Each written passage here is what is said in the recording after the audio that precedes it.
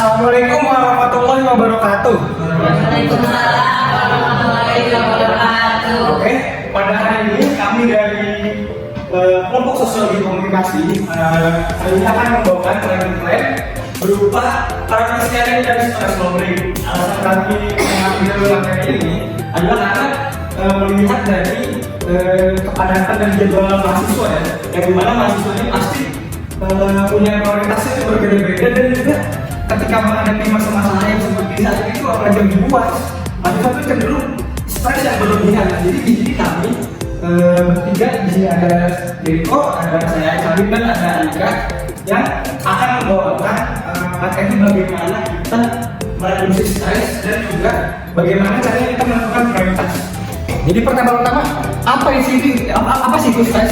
Stres adalah reaksi tubuh dan pikiran terhadap situasi yang dianggap menantang atau mengancam, dipicu oleh faktor seperti tekanan pekerjaan atau perubahan hidup. Nah, jadi kalau teman-teman di sini merasakan stres, itu pasti hal pertama yang dirasakan itu adalah reaksi tubuh dulu.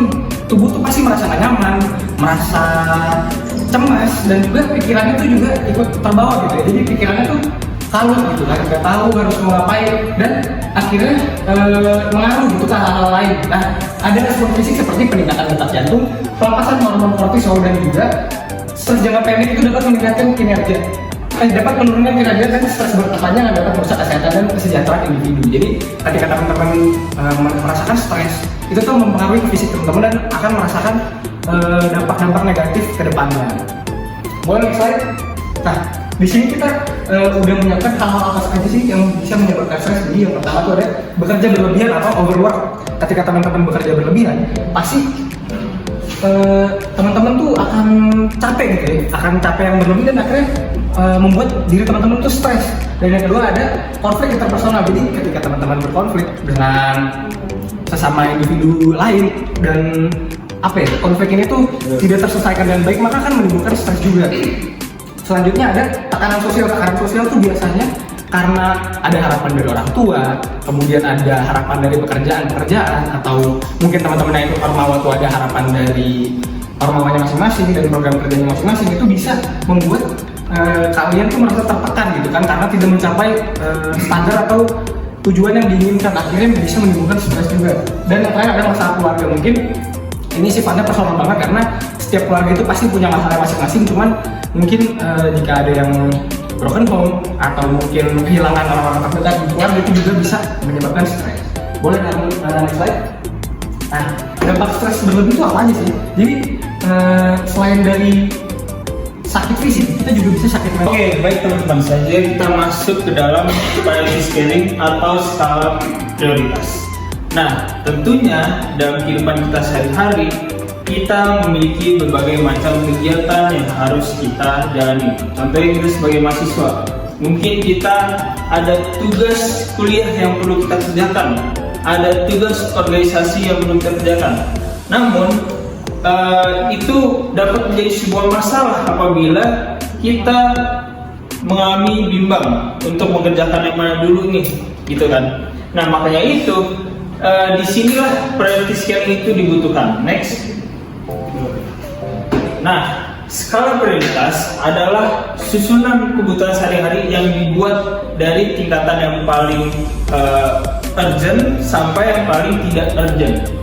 Dengan begitu kita bisa melakukan segala hal yang ibaratnya itu sangat penting terlebih dahulu, sehingga kita bisa manajemen pekerjaan kita.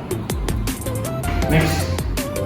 Oke, nah ini adalah beberapa manfaat yang didapat dari menyusun skala prioritas. Yang pertama, membantu mengambil keputusan dengan lebih bijak. Yang kedua, keuangan lebih terkontrol. Patut kita sadari bahwa skala prioritas ini tidak hanya kita terapkan pada manajemen waktu kita, tapi bisa kita terapkan juga dalam mengatur keuangan kita, sehingga pengeluaran kita itu akan menjadi lebih efisien. Dan yang ketiga, perencanaan keuangan berjalan dengan baik. Yang keempat, mengukur proses pencapaian tujuan. Nah, sebelum kita masuk lebih jauh lagi, di sini aku mau memperkenalkan satu istilah dalam tubuh kita, yaitu namanya mental energy. Nah, mental energy itu apa? Mental energy adalah energi yang Untuk dari materi tentang priority scaling dan stress lowering, kita mempunyai sebuah quotes kelompok kita yang dimana to change your life, you need to change your priority. Gitu. Untuk sebelum mengakhiri, apakah ada yang mau bertanya? Boleh? Aku dulu atau Pada dulu? Kamu dulu, boleh. Boleh. Kesempatannya Pak Siswa di sini. Saya ingin bertanya ya Pak, karena kita kan sebagai mahasiswa kayaknya masih agak awam dengan cara menangani stres. Kalau menurut Bapak sendiri, cara paling efektif bagi mahasiswa untuk menangani stres itu kayak gimana sih? Oke, pertanyaan yang bagus itu. Menurut aku, cara untuk kita memanage stres dengan baik itu ada kayak kita mengonsumsi makanan secara baik. Kayak misalnya, kan kita udah stres nih.